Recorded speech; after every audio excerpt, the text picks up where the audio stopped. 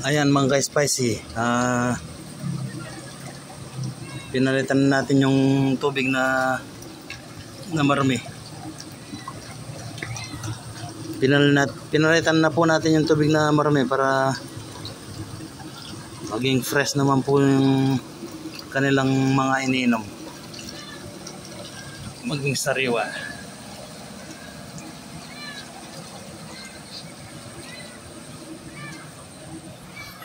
Ito mga ka-spicy, nilalagyan ko ng buhangin kasi masyadong maputik. Doon tayo kumukuha ng buhangin mga ka-spicy. Try nating lagyan ng buhangin para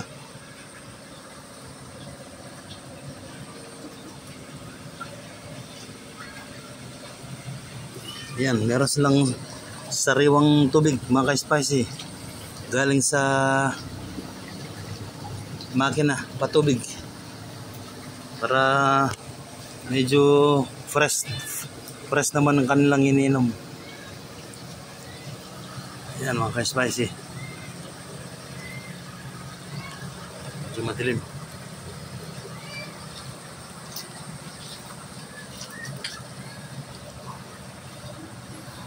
Para sariwa naman ng kanilang mga tubig.